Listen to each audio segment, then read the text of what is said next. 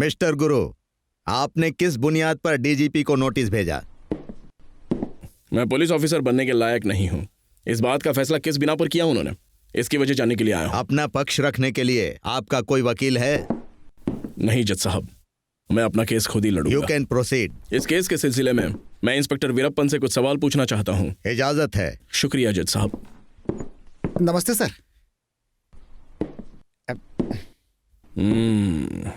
मैंने कत्ल करने की कोशिश की, ये बताकर मुझ पर मामला दर्ज हुआ है, तो बताइए किसका कत्ल करने की कोशिश की है मैंने? रामास्वामी का। रामास्वामी का? यह उनका पूरा नाम है? नहीं, उनका पूरा नाम मारधाड़ रामास्वामी है। मारधाड़ यह उनका सरनेम है? नहीं, वो लकब है। अच्छा, ये लकब उन्हें कहाँ से मिला?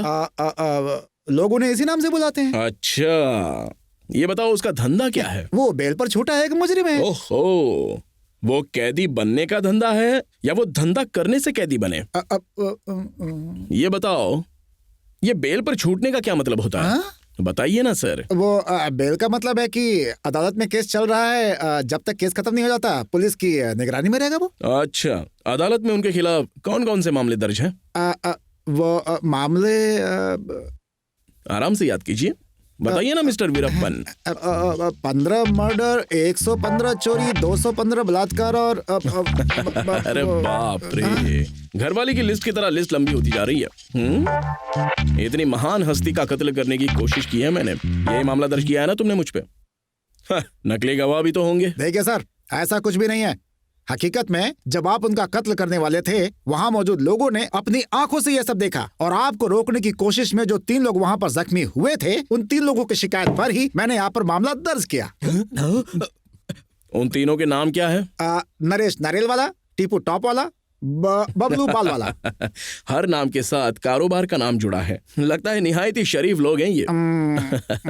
आप जा सकते हैं। जज साहब, मैं उन तीनों से एक एक करके सवाल पूछना चाहता हूँ। एक एक करके? जी ठीक है, आज तो सस्पेंड हो जाऊंगा। आप दोनों बाहर जाइए और आप कटघरे में चलिए। चलिए, जाइए जाइए।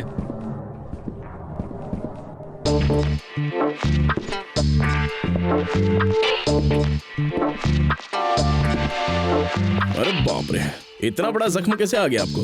कहीं से गिर गए थे क्या? पहले तुम्ही ने तो जख्म दिया, अब खुद ही पूछो कि जख्म कैसे आया। अच्छा, मैंने आपको क्यों मारा था? जब आप रामास्वामी को मार रहे थे तब मैं बीच में आ गया, तभी तुमने मुझे मारा था। अच्छा ठीक है, जब मैं रामास्वामी को मार रहा था तब वो क्या कर रहे थे? बोलिए ना, क्या कर रहे थे वो? आपको पता ही नहीं वो क्या कर रहा था? मतलब मैंने उसे मारा ही नहीं और ना ही आपने देखा है, मतलब आपने मेरे खिलाफ झूठी कंप्लेंट कर दिया? नहीं, रामास्वामी को तुमने ही मारा, मैंने खुद देखा। तो बताइए ना, वो क्या कर रहे थे? वो पेपर पढ़ रहे थे। कहाँ? उनके घर के बाहर। उस वक्त आप तीनों वहाँ क्या कर रहे थे? राइट साइड में बल्लू खड़े थे और लेफ्ट साइड में टीपू खड़े थे और मैं बैठकर भाई के पैर दबा रहा था। पेपर पढ़ते वक्त उन्होंने ऐसा क्या किया कि मैंने उन्हें मारने की कोशिश की? भाई ने तो कुछ भी नहीं किया था। भाई कुछ भी करने से पहले वक्त जरूर देखते हैं। दस्तखत करने के लिए भी पुलिस स्टेशन जाना था तो वक्त क्या हुआ ये पूछा था। वक्त क्या पूछता है बे, तेरा तो खराब ही चल रहा है, बोलकर भाई की छाती पर धनाधन लात मारने लग गया तू। मतलब जब मैंने रामास्वामी को लात मारी उस वक्त वो दाहिनी ओर बैठा हुआ था, है ना? हाँ। और बाएं तरफ पल्ली मनी था। हाँ। और उस वक्त आप भाई के पैर दबा रहे थे। हाँ। रामास्वामी जब पेपर पढ़ रहे थे तब मैंने उन्हें मारा। हाँ। ठीक है, जा सकते हैं आप। जरा सुनिए। हाँ? अभी सवाल खत्म नहीं हुए क्या? अभी तो पूछताछ शुरू हुई है। वहां खड़े हो जाइए।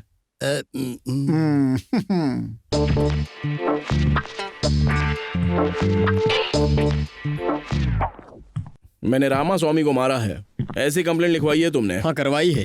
तुमने मुझे मारते हुए देखा था? देखा था, इसीलिए तो शिकायत की। बिना देखे कोई शिकायत करता है क्या? जब मैंने रामास्वामी को मारा, तुम बता सकते हो उस वक्त वो क्या कर रहे थे?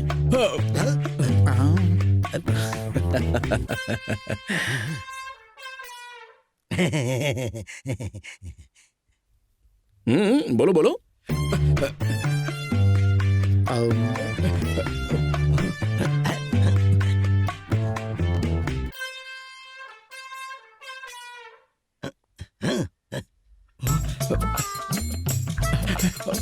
वो पूजा कर रहे थे।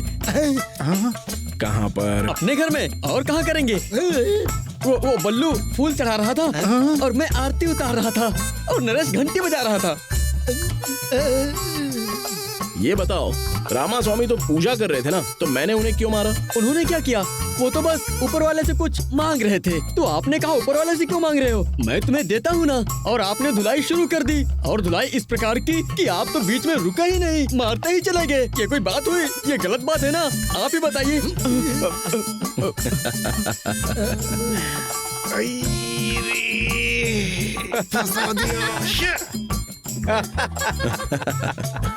मतलब जब मैंने रामास्वामी को मारा था तो वो पूजा कर रहे थे, है ना?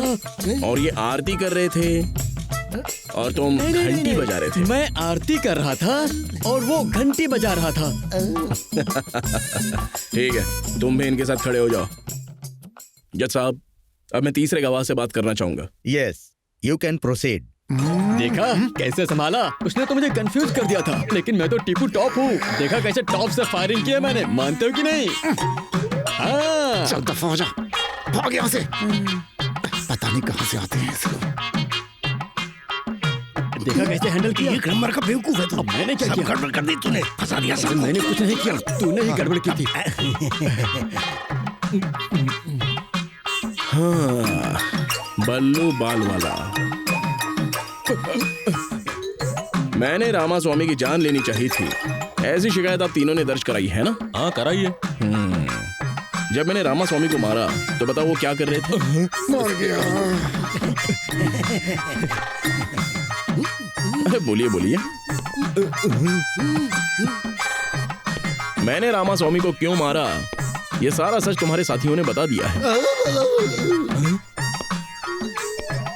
तुम भी बता दो, वरना अच्छे से फंसोगे। गद्दारों, अपने भाई को ही फंसा रहे हो। क्यों किया ऐसा? हम लोगों के लिए भाई ने क्या कुछ नहीं किया। जब तुम लोग जेल जाते थे, भाई पुलिस वालों को पेटी भर भर के पैसा खिलाते थे और उनके खिलाफ गवाही नहीं दी। एक नंबर के एहसान फरामोश हो तुम में और उस शिकायत करने वाली लड़की में क्या फर्क है? अच्छा ये बताओ, जिसने शिकायत की थी वो लड़की कौन है? ओए, पागल समझा है क्या? तू तो ऐसे बोल रहा है जैसे कुछ पता ही नहीं। मेरे भाई की शिकायत करने पर गुस्से में भाई ने जब उसके बाल पकड़े तब तूने उनको पीटा था, और जब मैं बीच में आया तब तूने मेरी भी धुलाई की, और ऐसी धुलाई की कि मेरे हाथ की हड्डी भी टूट गई। मतलब तुम्हारे भाई ने उस लड़की को पकड़ा था तो मैंने उसे मारा। और नहीं तो क्या?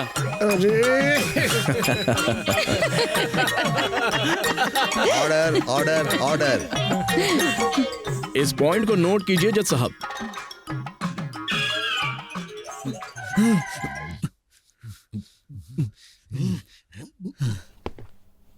अब मुझे जिसने रिजेक्ट किया उस डीजीपी को कटघरे में बुलाना चाहता हूं। बुला सकते हैं। एक कंडीशन बेल पर छूटे हुए गुंडे के मरने पर और उसकी दी हुई लोगों की झूठी गवाही पर छोटी मोटी लड़ाई को अटेम्प्ट टू मर्डर का केस बना दिया इस इंस्पेक्टर ने, और उस एफआईआर के आधार पर आपने मुझे पुलिस की नौकरी से रिजेक्ट करने का एक बहुत बड़ा गुनाह किया है। क्या गलती थी मेरी? मैं पूछता हूं, क्या गलती थी मेरी?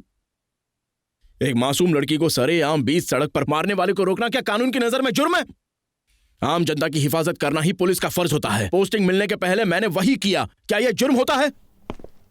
बिना जांच किए फैसला करने वाले को सही फैसला करने का एक और मौका दिया। जरा बताइए डीजीपी साहब, क्या यह जुर्म होता है? ये क्या जुर्म लगा रखा है तुमने? बेल पर छूटने वाले गुंडों से भी बढ़कर भयंकर गुंडे जैसा बर्ताव किया तुमने। एक भयंकर गुंडे और तुम में आखिर फर्क क्या है? एक बात ध्यान में रख, पुलिस डिपार्टमेंट के भी कुछ कायदे और कानून होते हैं। चाहे वो कितना ही बड़ा गुनहगार हो, कितना भी बड़ा मुजरिम हो, उसे अरेस्ट करने के लिए किसी को भी अरेस्ट वारंट चाहिए होता है। कोई उसे मार नहीं सकता। और एक बात, कितनी भी भीड़ क्यों ना हो, लोग चाहे कितना भी भड़के क्यों ना हो, सीनियर ऑफिसर इजाजत नहीं देता, कोई कुछ नहीं कर सकता है, कुछ भी नहीं, समझे?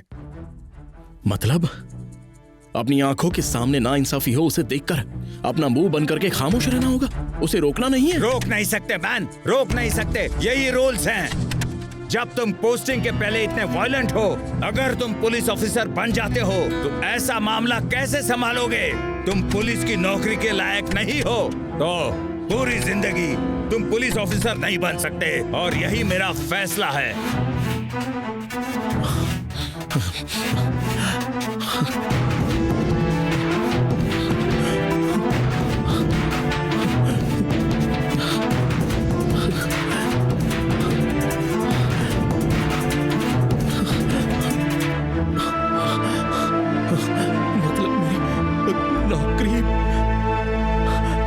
पापा का ख्वाब और मेरा लक्ष्य। मैं पुलिस ऑफिसर नहीं बन सकता, नहीं बन सकता।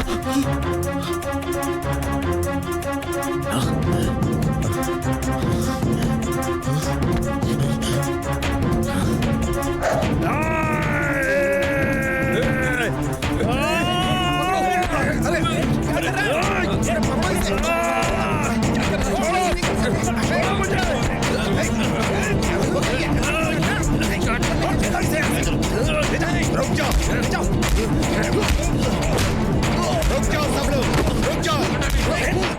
मैं कहता हूँ रुक जाओ, रुक जाओ।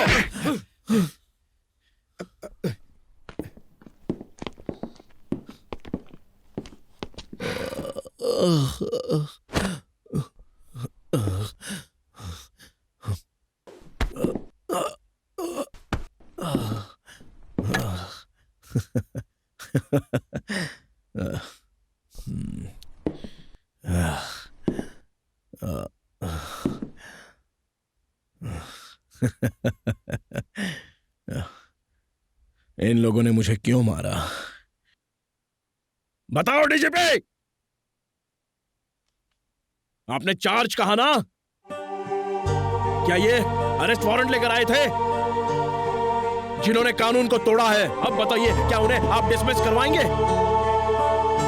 नहीं करेंगे, क्योंकि ये लोग आपकी निहायत कीमती जान बचाने आए थे। जरा मुझे बताइए ना, मजबूर की मदद करने से बड़ा कानून है क्या? सच्ची हमदर्दी से रूल्स बड़े होते हैं। चिल्ला चिल्ला कर अपनी इज्जत बचाने की आवाज लगाने वाली उस लड़की से बड़ी कानून की इज्जत होती है।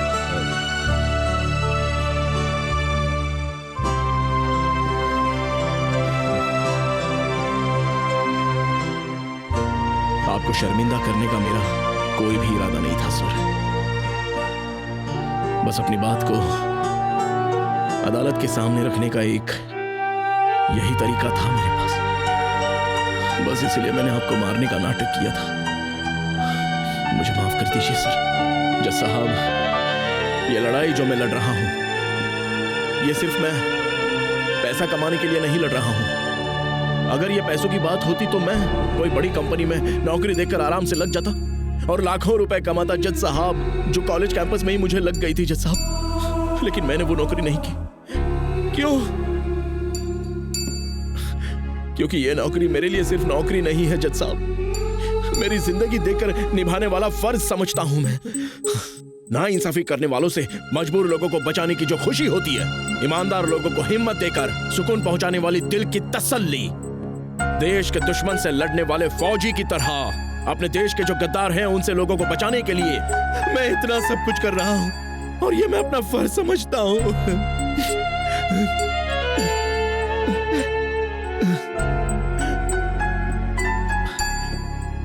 बचपन में हम सबकी हिफाजत हमारी माँ करती है। थोड़े बड़े होने के बाद हमारे पिताजी हमारा ख्याल रखते हैं। इस जिम्मेदारी को ब्यूटी नहीं कहा जाता, प्यार कहा जाता है।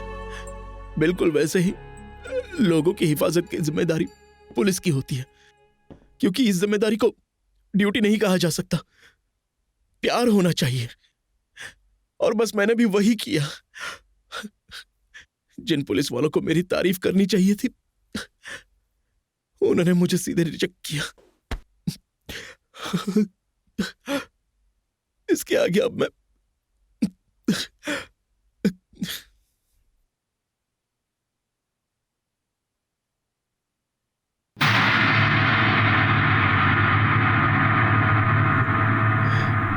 इस केस में एक मासूम लड़की की गुंडे से हिफाजत करने के लिए मिस्टर गुरु ने रामा स्वामी जैसे गुंडे को मारा, ये बात साबित होती है। इसीलिए यह अदालत आदेश देती है कि अदालत के बर्खास्त होने से पहले मिस्टर गुरु को असिस्टेंट पुलिस कमिश्नर बना दिया जाए। पुलिस डिपार्टमेंट इस पर अमल करे।